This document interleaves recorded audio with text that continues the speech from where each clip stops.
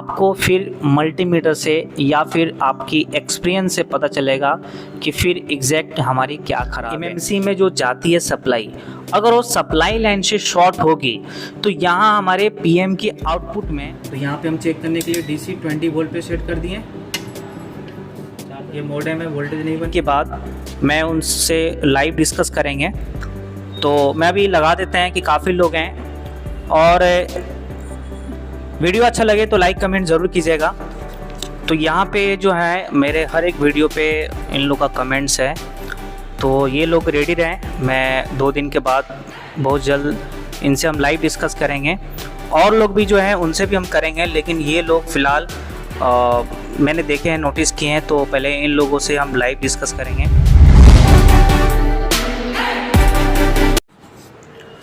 तो hello friends, famous Avon mobile repairing में स्वागत है। देखिए ये Redmi 8A का फ़ोन है और ये कंप्लीट डेड है। कस्टमर का कहना है कि ये फ़ोन चलते चलते जो है ना ऑफ हो गया है। तो देखिए जब भी अगर कोई भी डिवाइस मॉडल आता है आपके पास डेड मोबाइल, तो आपको सबसे पहले रेफरेंस तो लेना ही लेना है, जैसे उनसे पूछ लेना है कि कैसे डेड हुआ। फिर पूछने के बाद जो है आपको फ़ोन को खोलकर या फिर आप बगैर खोले एक बार आप USB डिजिटल चार्जर पे लगा के देख लीजिए क्या करंट ले रहा है ना, और DC मशीन से चेक कर लीजिए खोल कर कि क्या करंट ले रहा है। तो यहाँ पे USB डिजिटल चार्जर पे जो है ना 0.3 इस तरीके से ले रहा था, 0.3 0.4 इस तरीके से ले रहा था। और अभी हम देखिए इसको फ़ोन को खोलें तो इसकी फ़िज़िकली कंडीशन देखें तो अनटच बोर्ड है, यानी बिल्कुल छेड़छाड़ नहीं किया गया है, कोई काम किया हुआ नहीं है। यहाँ पे आप देख सकते हैं, और CP/MMC भी पेस्टेड है और इसमें भी कोई काम किया हुआ नहीं है। तो ऐसे बोर्ड में भी रिपेयर करने में अच्छा लगता है, ठीक है, क्योंकि थोड़ा जल्दी फॉल्ट फाइंड हो जाता है। क्योंकि पहले से अगर काम किया हुआ रहता है तो अगर बिगड़ा है तो पहले उसको सुधारो, फिर उसके बाद से पता चलेगा कि फिर उसके बाद कहाँ फॉल्ट है कहाँ फॉल्ट है नहीं है करके। तो देखिए फिज़िकली कंडीशन देखने के बाद फिर जो है आपको एक बार मल्टीमीटर से जो है ना कूल टेस्टिंग कर लीजिए, बैटरी का GR ले लीजिए कि बैटरी के पॉजिटिव और नेगेटिव यहाँ पे डायोड मोड पे सेट कर लिए। तो बैटरी के पॉजिटिव और नेगेटिव पे देख लीजिए कि क्या रीडिंग आ रही है।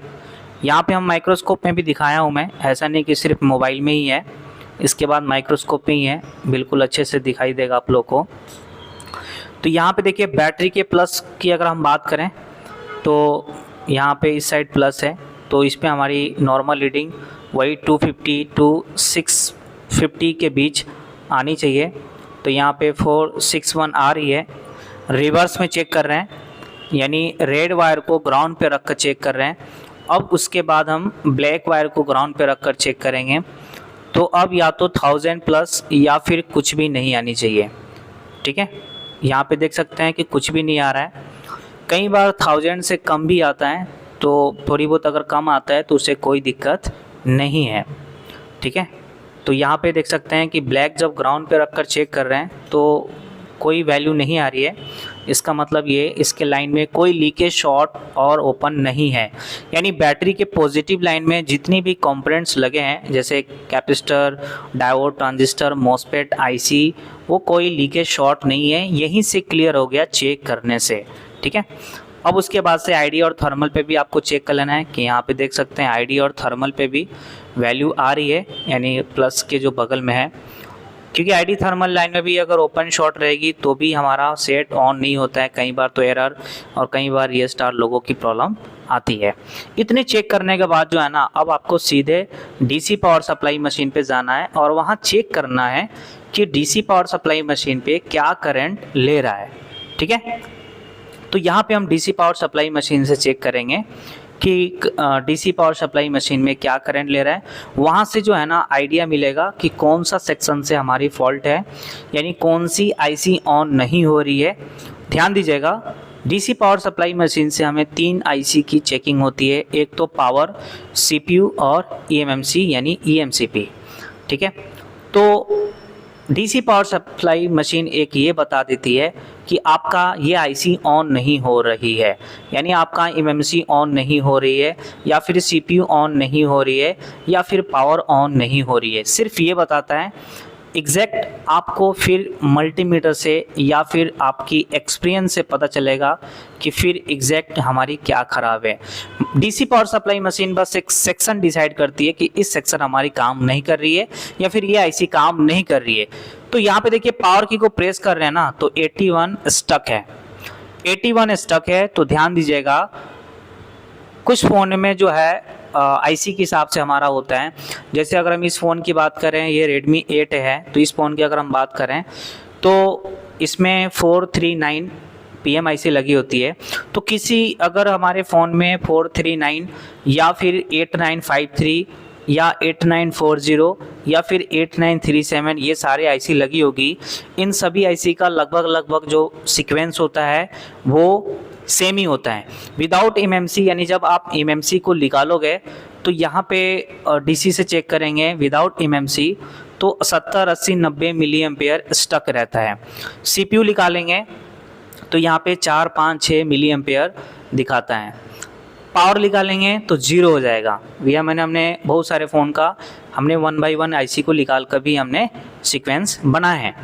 तो यहाँ पे आप लोगों को माइक्रोस्कोप पे दिखाएंगे कि देखिए यहाँ पे PM जो है 439 है, और यदि अगर 439 आईसी लगी होगी किसी फ़ोन में, चाहे 439 हो या फिर PM 8953 हो, तो आपको PM की आउटपुट कैसे चेक करना है। और देखिए यहाँ पे बहुत ज़बरदस्त ट्रिक बताने जा रहा हूँ कि अब देखिए यहाँ पे एमएमसी का बता रहा है क्योंकि यहाँ पे 81 स्टक है। तो कई बार होता है कि सीपीयू रिवॉल्विंग से भी हमारे डन हो जाता है। तो आप जो है कैसे कंफर्म हो सकते हैं कि एमएमसी बिल्कुल ही ख़राब हो गई है, क्योंकि एमएमसी ऑन नहीं होने का रीज़न कई सारे हो सकते हैं। हो सकता है कि एमएमसी के अंदर जो सप्लाई जाती है पीएम से, हो सकता है कि वो सप्लाई लाइन शॉर्ट हो गई हो या फिर वो सप्लाई ही नहीं जा रही हो, ठीक है ना। या फिर हो सकता है एमएमसी आईसी खराब हो गई हो, या फिर हो सकता है कि सीपीयू और एमएमसी का कनेक्शन टूट गया हो। तो यहाँ पे हम क्या करेंगे, अगर हमारे पीएम से निकल कर एमएमसी में जो जाती है सप्लाई, अगर वो सप्लाई लाइन से शॉर्ट होगी तो यहाँ हमारे पीएम की आउटपुट में फ्लक्चुएशन वोल्टेज आएंगे या फिर वोल्टेज ही नहीं बनेगा, ठीक है, दो होगा, स्टेबल नहीं रहेगा। तो यहाँ पे हम ये देखेंगे कि क्या पीएम के आउटपुट स्टेबल है। यदि अगर पीएम के आउटपुट स्टेबल है तो इससे ये क्लियर हो जाएगा कि हमारे ईएमएमसी के अंदर जो सप्लाई जा रही है पीएम से, उस सप्लाई लाइन में कोई शॉर्टिंग नहीं है। ये क्लियर हो जाएगा 100%, क्योंकि विदाउट एमएमसी पे भी हम चेक कर सकते हैं पीएम आउटपुट सारे स्टेबल होते हैं। मैं आपको निकाल कर भी दिखाएंगे एमएमसी को कि देखिए एमएमसी को निकालने के बाद भी जब हम वोल्टेज को चेक कर रहे हैं तो सारे स्टेबल है। तो यहाँ पे हम ये फाइंड आउट करना चाहेंगे कि क्या एमएमसी के जाने वाली सप्लाई लाइन से शॉर्ट है या फिर एमएमसी का ही हेल्थ या फिर एमएमसी खराब हो गई है, कैसे क्लियर होगा। तो यहाँ पे क्लियर होगा पीएम के आउटपुट चेक करने से फाइंड आउट हो जाएगा क्लियर कि यहाँ कोई सप्लाई लाइन से शॉर्टिंग नहीं है। क्योंकि सप्लाई लाइन से शॉर्टिंग होती है ना तो यहाँ पे हमारे बग पे भी इफेक्ट पड़ता है, ठीक है। जैसे आप कह सकते हैं कि अगर आपकी फैमिली में अगर किसी को कुछ हो जाता है तो जाहिर सी बात है कि आप भी थोड़ा उदास हो जाते हैं। उसी तरीके से यहाँ पर भी अगर कोई सेकेंडरी लाइन में लीकेज शॉर्ट होती है तो हमारा बग पे भी इफेक्ट पड़ता है।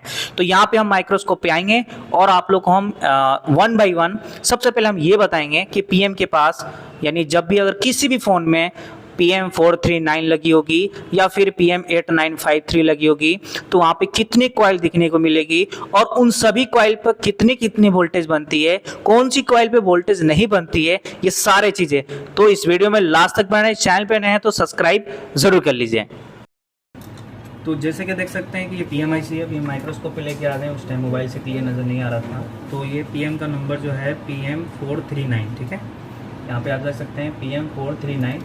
तो चाहे वो PM 439 हो या फिर आपका PM 8953 हो, ठीक है, इन दोनों के पास 7 कॉइल दिखने को मिलेगी, ठीक है, चाहे वो PM 439 हो चाहे PM 8953 हो, इन दोनों आईसी के पास 7 कॉइल लगी होती है। इन 7 कॉइल का हम आप लोग को डिफिनेशन बता देते हैं, डिटेल्स बता देते हैं कि क्या क्या होता है। तो 7 कॉइल में यहाँ पे आप देख सकते हैं डॉट है यहाँ पे, तो ये डॉट की पहली लाइन है, ठीक है ना। ये आप नोटबुक निकाल कर नोट भी कर लीजिए। एक स्क्वायर शेप का ऐसे आईसी बना लीजिए और जिस तरीके से कॉइल लगी कॉइल बना लीजिए। ये डॉट की लाइन में पहली कॉइल 2 वोल्ट की होती है, ठीक है, पहली कॉइल 2 वोल्ट की होती है, दूसरी कॉइल ये 2 वोल्ट की जो होती है वो हाई एल होती है, HLDO के नाम से जानते हैं, ठीक है। HLDO की ये हमारी कॉइल है। और ये जो कॉइल है ये मॉडेम का है, जो ये मॉडेम की वोल्टेज या तो सिम लगाने के बाद या फिर हमारे फ़ोन ऑन होने के बाद यहाँ पे वोल्टेज बनती है। मॉडेम के बाद ये तीसरी कॉइल होती है कोर की, ठीक है ना, जो करीब 0.8 से 1.2 वोल्टेज आती है। 0.8 से कई बार कम भी आता है, थोड़ी बहुत तो चलता है, कोई दिक्कत नहीं है।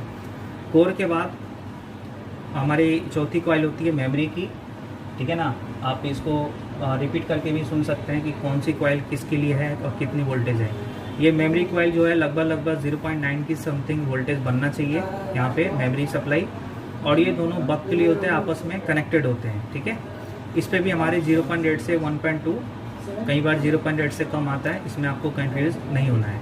और लास्ट जो कॉइल होती है ये LLD होती है, जो 1.2 से 1.3 की सप्लाई यहाँ पे बनती है। तो अभी हम सारे कॉइल पे हम चेक करने जा रहे हैं चार्जर लगाकर कि इन सभी कॉइल पे वोल्टेज आ रहा है या नहीं आ रहा है, सिर्फ इस कॉइल को छोड़कर। बाकी सभी कॉइल पे वोल्टेज आनी चाहिए, स्टेबल आनी चाहिए।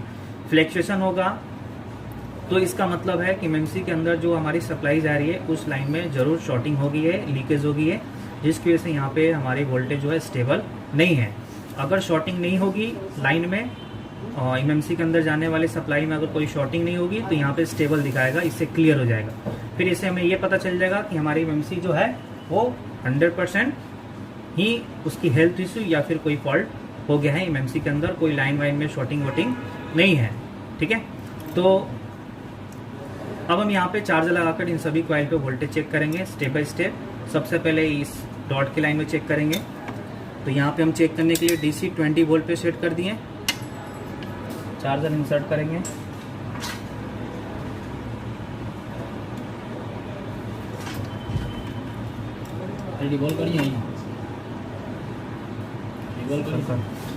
चार्जर इंसर्ट करेंगे। सबसे पहले हम चार्जिंग का वोल्टेज यहाँ पे देख लेंगे कि इस टेस्टिंग पॉइंट पे चार्जिंग का 5 वोल्ट आ रहा नहीं आ रहा है, उससे क्लियर हो जाएगा कि हमारी कोई दिक्कत नहीं है।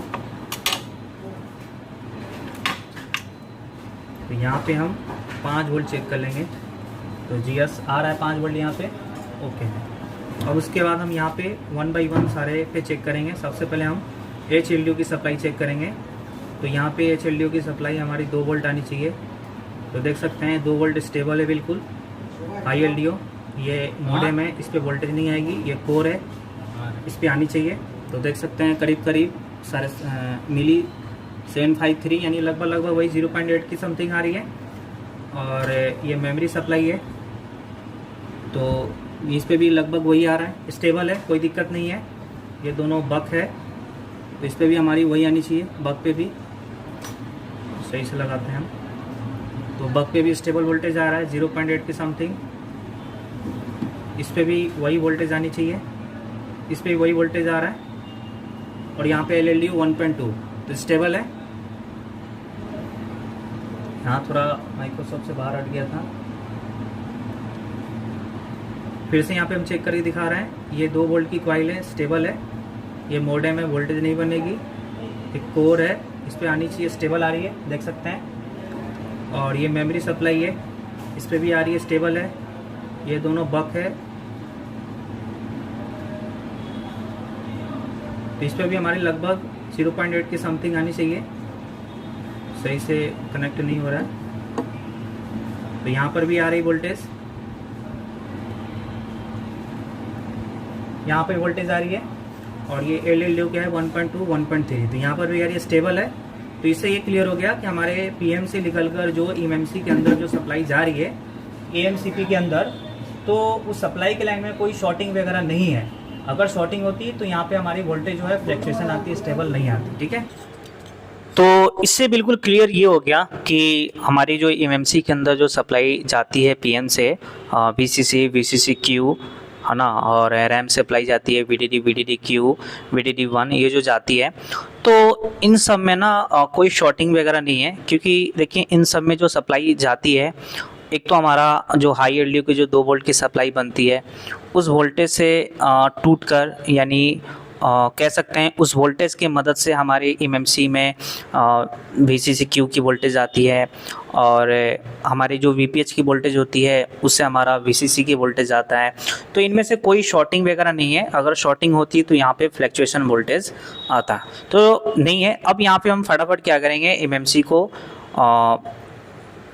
निकालेंगे। तो यहाँ पे जो है ना हम ग्लू को कट कर चुके हैं, यहाँ पे पार्ट को स्किप कर दिया ग्लू कट का। फाइनली यहाँ पे हम एमएमसी को उठा रहे हैं। तो देखिए हमने माइक्रोसॉफ्ट से बाहर ही करके उठा रहे हैं। यहाँ पे आप देख सकते हैं कि किस तरीके से हम बाहर करके हीटिंग 350 रखें और एयर को हम 80 से 100 के बीच रखते हैं। क्विक 2008 मशीन है, तो क्विक 2008 से हम रिमूव करते हैं, बाकी सब हम क्विक 857 DW से हम करते हैं। तो यहाँ पे वैसे ही इससे पहले जैसे हम बताए थे कि जैसे आप एमएमसी को निकाल लेते हैं तो पहले आप टेम्परेचर को चेंज कीजिए, फर्स्ट स्टेप। उसके बाद से आप डिशोल्डर वायर से डिशोल्ड कीजिए, फिर थिनर से साफ़ कर लीजिए। उसके बाद से आप जो है ना ब्लेड की मदद से ग्लू को साफ़ कीजिए ताकि साफ साफ नज़र भी आए। गंदगी में निकालेंगे, ग्लू को कट करेंगे तो फिर उसके साथ साथ कंपोनेंट भी निकल जाएगा और आपको पता भी नहीं चलेगा। तो इसलिए हम यहाँ पे पहले थोड़ा सा ग्लू को सॉफ्ट करके फिर उसके बाद से क्लीन करके फिर उसके बाद से हम ब्लेड से कट करते हैं। तो इस वीडियो में काफ़ी सारी चीज़ें नए नए जो भी वीडियो डालेंगे तो ज़रूर उसमें कुछ ना कुछ नए नए चीज़ें मिलता रहेगा।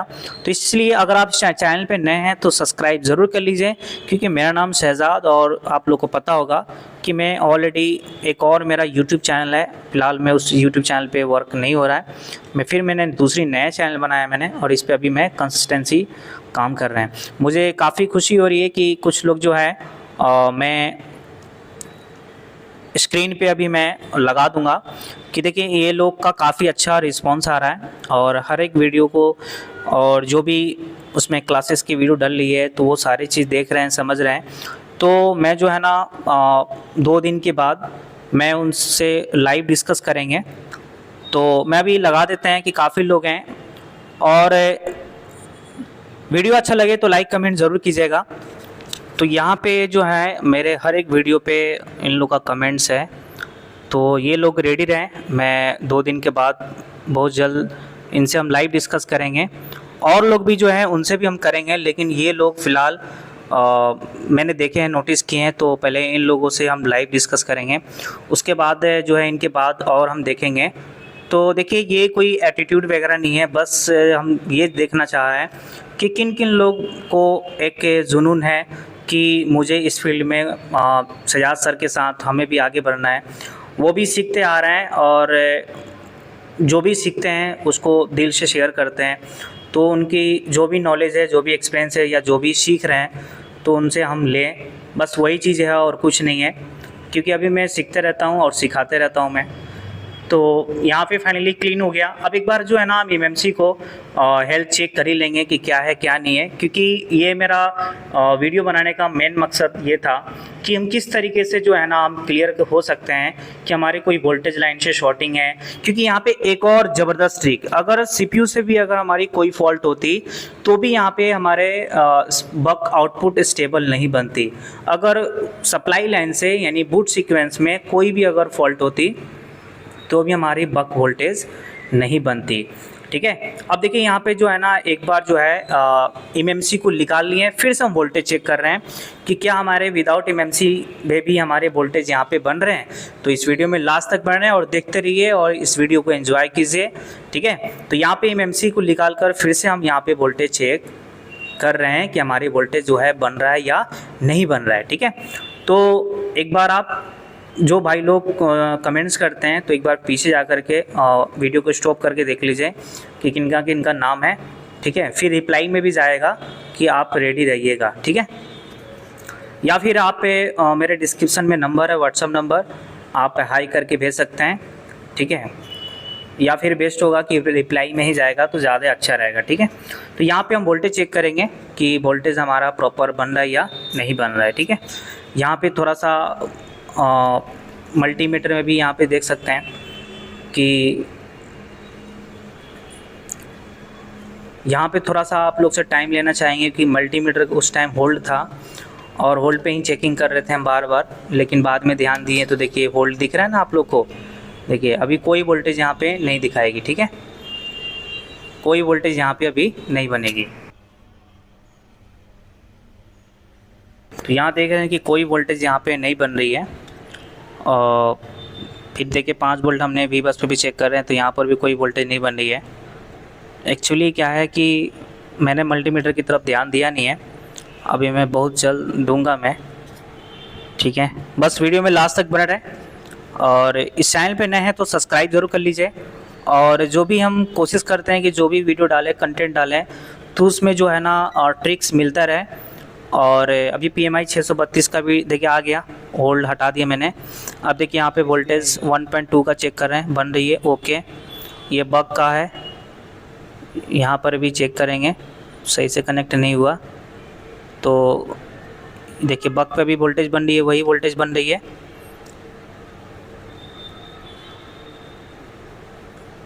सही से कनेक्ट नहीं हुआ ये,